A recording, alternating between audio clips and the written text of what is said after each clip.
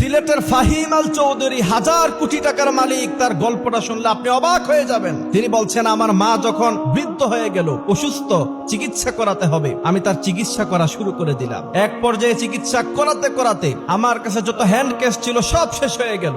আমি ধার করা শুরু করলাম, ধার করে পর্যন্ত আমার মায়ের আমি চিকিৎসা চালালাম। শেষ পর্যন্ত আর কোথাও ধার পেলাম না। তিনি বলছেন, আমি আমার লন্ডনের সে ফ্ল্যাট পর্যন্ত আমি বিক্রি করে দিলাম শুধুমাত্র আমার মায়ের সেবা করার জন্য। সিলেটের ফাহিম আল চৌধুরী তিনি বলছেন যে আমার মা অত্যন্ত বৃদ্ধ মানুষ, নিজে ওয়াশরুমে গিয়ে নিজে পরিষ্কার হবে সেটা তিনি পারতেন না। আমি আমার এই আঙ্গুল দিয়ে তিনি যখন ওয়াশরুমে তিনি জরুরত ছাড়তেন, তারপরে আমি আমার নিজের আঙ্গুল দিয়ে নিজের হাত দিয়ে তা পরিষ্কার করে দিতাম। আমি তিনাকে গোসল করিয়ে দিতাম, তিনাকে খাবার খাইয়ে দিতাম। তবে আমি দেখতাম আমার মা যখন নামাজের মধ্যে দাঁড়াতেন, নামাজের পরেই দুহাত তুলে আল্লাহর কাছে কেঁদে কেঁদে আমার ব্যাপারে দোয়া করতেন, আর আমি পিছনে বসে বসে তার সাথে আমিন বলেছি।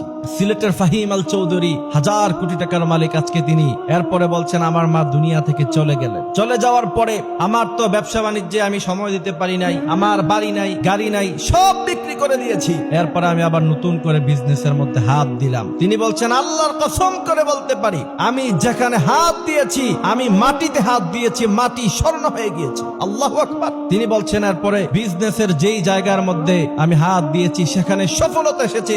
আজ পর্যন্ত আমার জীবনে কোনো ব্যর্থতা আসে নাই। তিনি তারপরে বলছেন, আজকে সেই দিনের গাড়ি হারানো, বাড়ি হারানো ফাহিম আল চৌধুরী আজকে 1000 কোটি টাকার মালিক। একজন মায়ের দোয়া কতটা কাজে লাগতে পারে তার থেকে শিক্ষা গ্রহণ করতে হবে। মায়ের দোয়া নিতে হবে। যুবকেরা মায়ের সাথে খারাপ ব্যবহার করে মনে করতে পারো তুমি অনেক টাকা সম্পদের মালিক হয়ে যাবা। সাময়িক সময়ের জন্য তোমার কাছে মনে হতে পারে এ টাকা তোমার কাছে মজুদ আছে, খরচ হয় নাই, কিন্তু মনে রাখবা জীবনে কখনো সুখী হতে পারবা। আর মা বাবার পিছনে যদি খরচ করো, ইনভেস্টমেন্ট, তুমি যত খরচ করবা আল্লাহ তোমাকে 1000 গুণ বাড়াইয়া দিবে। এজন্য আল্লাহ বলছেন, ওয়াকাদা রাব্বুকা আল্লা তা'বুদু ইল্লা ইয়্যাহু ওয়া বিল ওয়ালিদাইনি ইহসানা। বাবা মায়ের সাথে এমন আচরণ করো না যাতে করে তারা উফ শব্দ পর্যন্ত তাদের মুখ দিয়ে বের হয়। শুধু তাই নয়, ওয়াখফিদ লাহুমা জানাহা যুল্লির ব্যাখ্যা হলো যে আপনি দুটো ডানা তাদের পায়ের নিচে বিছিয়ে দেন, মানে আপনার স্থাবর অস্থাবর সমস্ত সম্পত্তি তাদের পায়ের নিচে ঢেলে দেন। এদের কাছ থেকে কোনো জবাবদিহিতা নেওয়া যাবে না, এরা যেন উফ শব্দ পর্যন্ত না বলে। যদি এমনটা করতে পারেন, শুধু দুনিয়া নয় আখিরাতে আল্লাহ আপনাকে জান্নাতের মালিক বানাই দিবেন। সুবহানাল্লাহ। এজন্য বাবা মায়ের খেদমত করতে হবে।